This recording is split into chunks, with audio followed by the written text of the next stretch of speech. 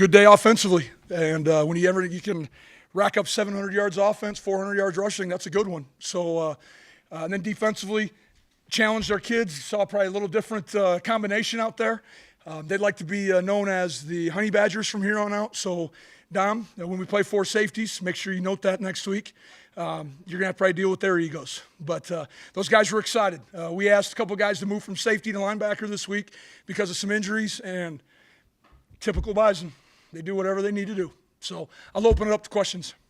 700 yards in 70 plays. Talk about the efficiency and how your offense was able to do that. Well, there's a lot of big plays in there. And again, it goes back to Tyler Roll, Randy Hedberg, our offensive staff, finding different ways, unique ways to get the ball to our playmakers. And again, Christian Watson just continues to develop into a big-time playmaker. Phoenix Sproles, all our backs. Our offensive line is playing at a high level. And our tight ends, of course, all they do is catch touchdowns. So it's exciting to see, and it's fun right now for our kids and our coaches because we're challenging our guys to try to, how can we get better? How can we get better? What else can we do to stress defenses out there?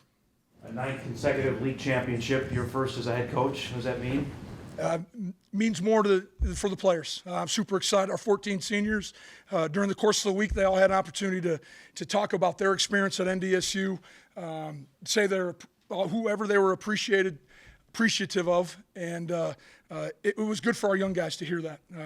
You really hear why NDSU is such a special place when you start talking to our seniors, and all of them did an outstanding job, and they're a good group of kids. It may not have the numbers that it has in years past, but the quality's definitely there. Auto bid clinched, probably at the top 2 seed. I mean, just some of that positioning, what does that mean for you guys as you get closer? We got one game left next week against Southern Illinois, and that's who we're going to worry about.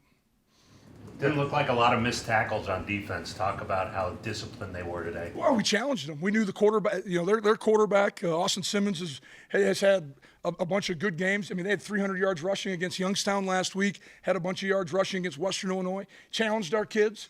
This one was for the seniors. We were not going to play poorly for our seniors. And you saw guys like Michael Tutsi, James Kaiser. Man, great to have him back. He's just a football player. If we asked him to play 3 technique, he probably would. And those are the type of kids that make good Bison. Christian Watson, almost on a weekly basis now, Matt. I mean, he showed flashes earlier. Can you address what he's done this month on a game-by-game basis? Well, I think he's playing at a high level. He's healthy. Playing at a high level, feels good. Trey knows that he could take the top off at any time. We'd run a bunch of posts with him earlier in the year, and then today you saw him kind of post and go, and he can pull away from people. And he's a special athlete, but he comes from an unbelievably athletic family. His brother was in the NFL for a little bit, and we knew he had potential. We just needed to get him healthy, and he had worked through some injuries, and he's doing a great job in the classroom, doing a great job on the field, and I think those two things correlate. You want him hurdling guys, or is that something as a coach We'll probably address that at some point, but I'm not going to take the aggressiveness out of our kids. That's who we are, and I think they're all trying to make plays, and they're sprinting to hit people, and they want to be the best football team they can. You mentioned the seniors. Talk about how great to see Ty Brooks have such a great last game. Unbelievable last game. I knew Ty was going to have a great game at breakfast this morning. He was on cloud 9, and if you've been around practice and you hear Ty, he's ready to go. And believe me, I heard him early this morning, and that was looked like a Madden football run he had out there earlier today, spinning, and people were mashing their buttons, I guess, getting him going. Does it bug you, or is it irritating that some of these penalties you're picking up are now the 15-yarders? They're not just like 5-yarders? I'm going to have to go back and watch film. I'm not going to get too much into it right now. But as I said before, I'm not going to coach our kids not to play hard. And so, it is what it is. We'll continue to learn from it, but I'm not going to sweat it today. Can you address the injuries, starting with Jabril? He get a little swollen knee. Got to make sure he's good. I think he'll be ready next week. If this were a one and done type of situation, he might have been ready. But next man up. That's just how we operate. How about Mercadal? Same thing. Just probably could have gone if he needed to, but we anticipate we need those guys next week too.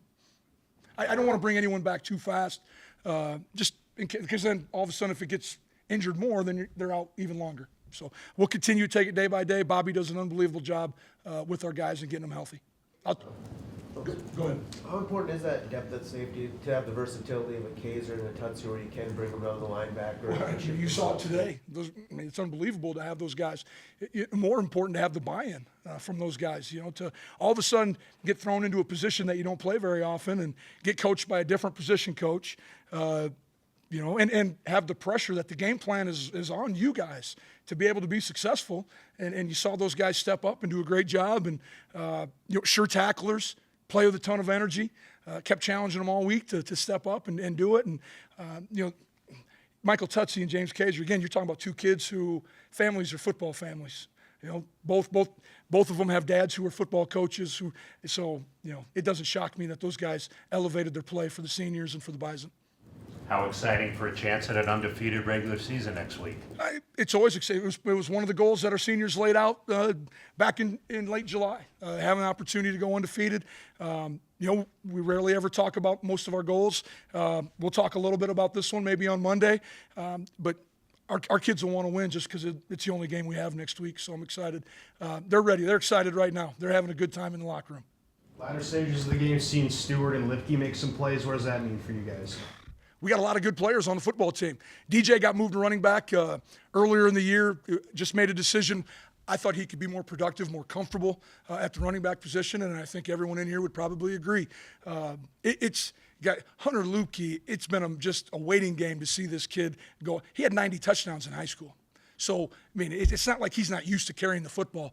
He's a pretty special product from, small town Wisconsin, blue-collar kid. And Coach Roll does an outstanding job getting him ready every week.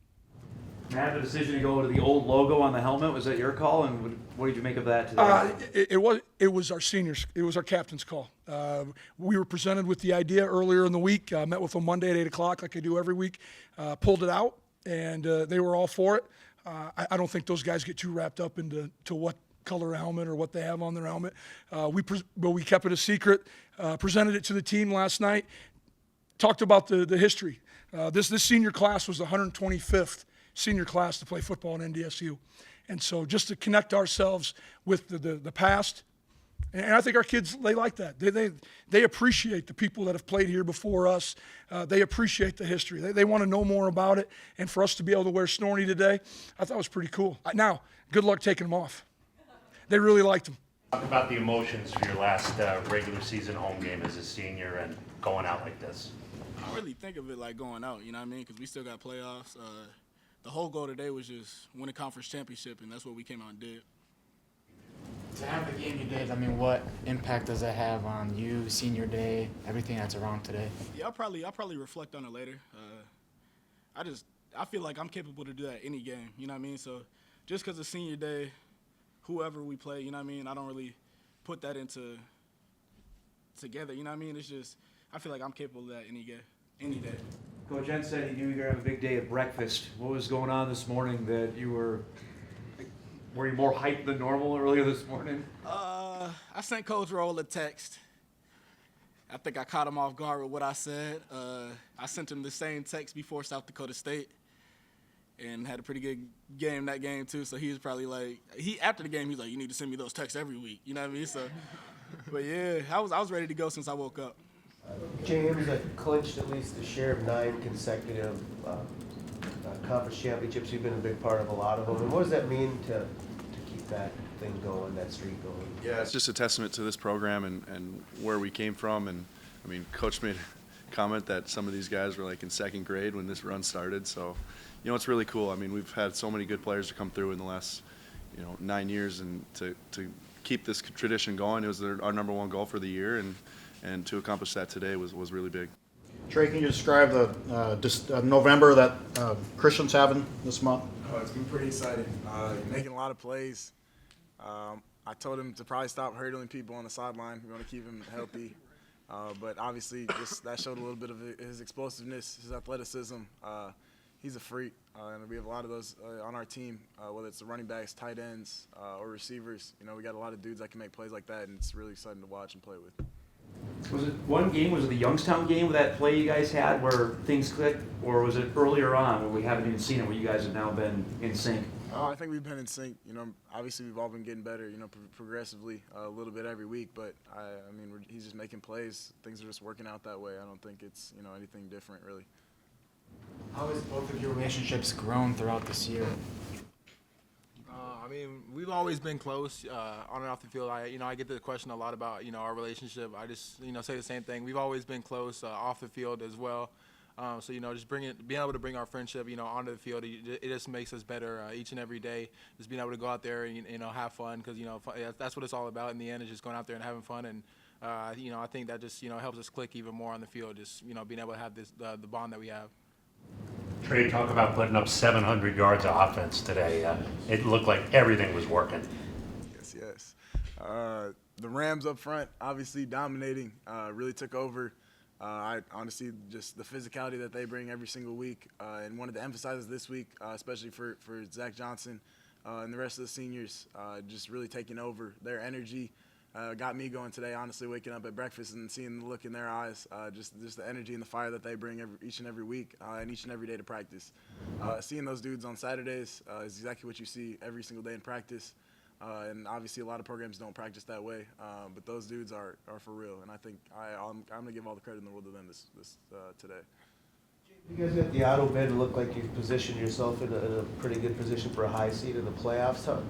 As you kind of check off some of these boxes, does it change your approach moving forward, or how does it change the outlook as you get some of this stuff accomplished? I mean, really, it's just go 1-0 next week, and we set out a goal to go undefeated this regular season, and that's right in front of us, and we got a chance to accomplish that, and we got to start that on Monday. So, as far as the outlook of playoffs and bidding and all that, we don't really look at that, and we're ready to move on to Southern. Was that addressed early was that like a training camp deal about undefeated? Seniors said, why not? We have the ability, we have the talent to go undefeated, and why not set it as a goal and strive for that every day? But obviously, you don't think of it as a grand scheme of things. You still got to go 1-0 each week, and that's what we've done a really good job of, and we got to do it next week as well.